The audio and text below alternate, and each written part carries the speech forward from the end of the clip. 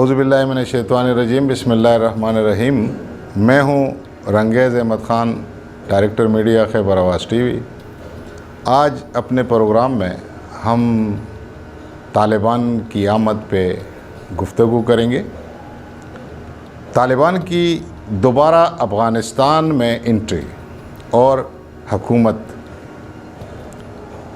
جب ملا عمر افغانستان کے امیر تھے، اس وقت پشتو زبان میں ایک پمپلیٹ جاری ہوا تھا جو 30 نکات پر مشتمل تھا۔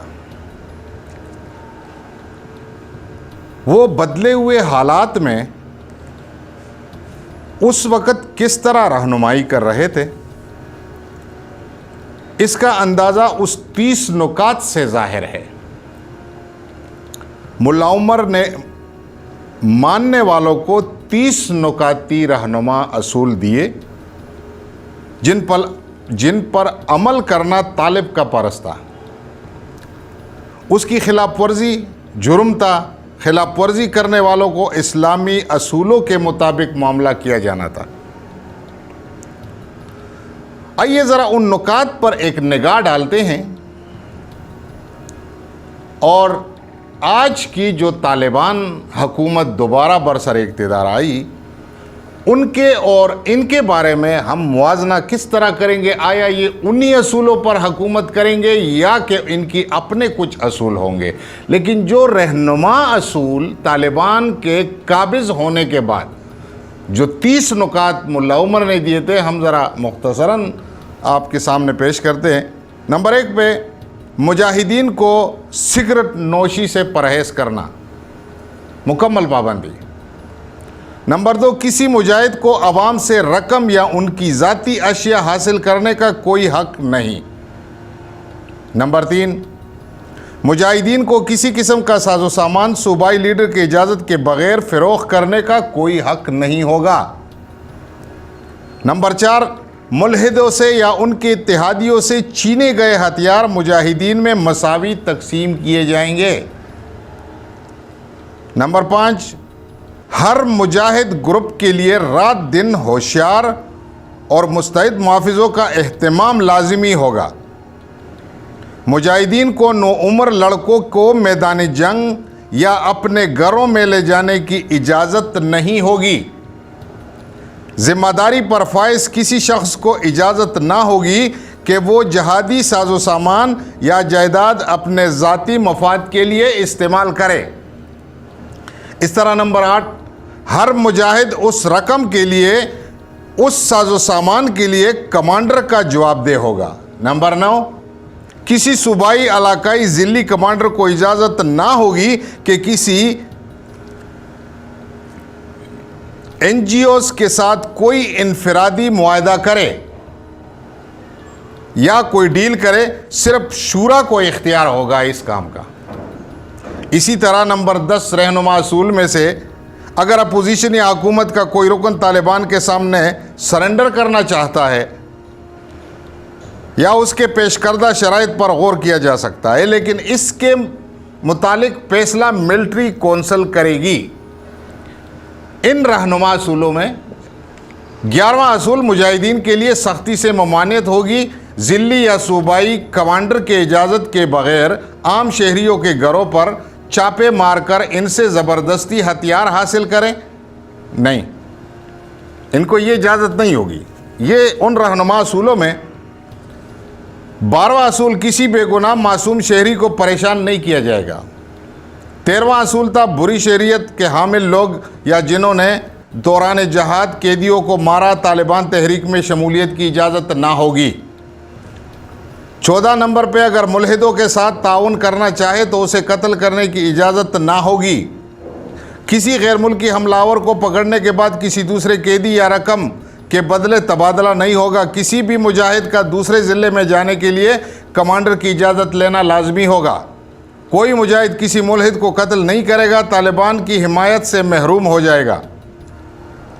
اسی طرح 19واں اصول ہے، ایسے بہت سے 30 نکات تک کا پمپلیٹ میں شامل نکات ایک قانون تھا جو لاگو تھا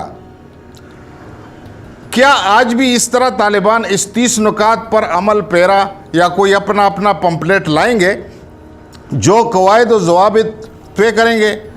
اگر ہم 30ویں میں درج ہے، 30ویں اصول میں درج ہے کہ اگر مندرجہ بالا 29 قواعد لازمی ہے، جو بھی ان میں سے کسی ایک کی بھی خلاف ورزی کرے گا اس کے ساتھ اسلامی اصولوں کے مطابق معاملہ کیا جائے گا۔ یہ ہدایت نامہ اللہ کے نام پر اور اسلام کے راہ میں جانے دینے والوں پر، قربان کرنے والوں مجاہدینوں کے لیے اس میں جہاد کے فروغ اور نفاذ کے لیے مکمل رہنمائی موجود ہے، اور مجاہدین کو اس کی پابندی کرنی ہوگی۔ یہ اہل ایمان اور جہادیوں کی ذمہ داری ہے۔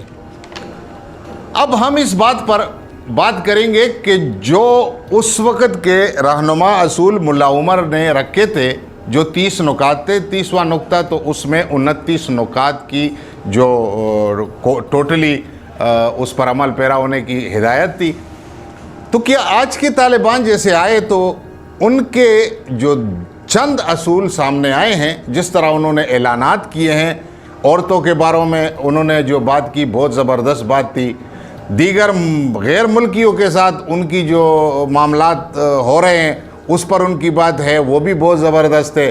اگر طالبان ان چیزوں کو قرآن و سنت کے مطابق لے لیں، نہ کہ سختی کے ساتھ، دیکھو باہر کے ملکوں میں اتنا آپ آسانی سے اس قانون کو رائج بھی نہیں کر سکتے اور اتنی سخت پابندی بھی نہیں کر سکتے۔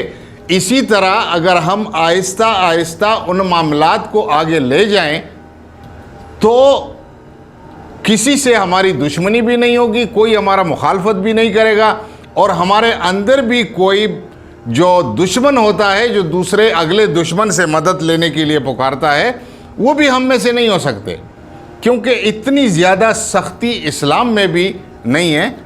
اسلام میں اصولوں پر چلنے کے لیے ہدایات ہے جگہ جگہ پر، اور محبت اور رواداری کے ساتھ زندگی گزارنا، حکومتیں کرنا، یہ شریعت کو نافذ کرنا بھی ایک طریقے سے نافذ کرنا، آہستہ آہستہ اپنی جو قرآنی ہمارے حضرت عمر فاروق رضی اللہ تعالیٰ عنہ کی جو حکمرانی تھی، اس کو رائج کرنے کے لیے ہمیں تھوڑی سی محنت اور نرمی سے کام لینا ہوگا، کیونکہ اگر یہ پورا کا پورا سسٹم اسی طرح یکدم آپ ہمارے پاکستان کی اسمبلی پہ رائج کرے تو میرے خیال میں ایک بھی بندہ اسمبلی میں بیٹھا ہوا آپ کو نظر نہیں آئے گا۔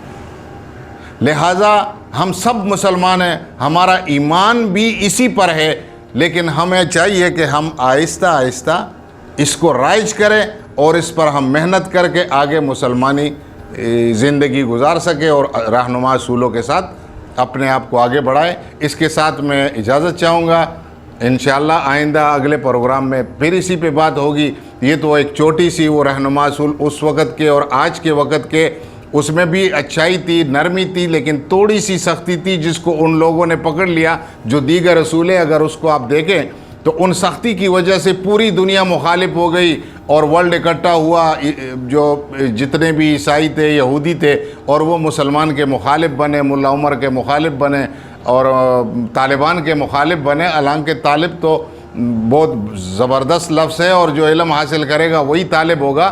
طالب کوئی دشمن نہیں ہے، طالبان بھی کوئی دشمن نہیں ہے، لیکن ہمیں جو اصولاً زندگی گزارنے کے طریقہ کار ہے ہمیں اس پہ چلنا ہوگا، اور تھوڑا سا اپنے دین کو مستحکم کرنے کے لیے جد و جہد کرنا ہوگی۔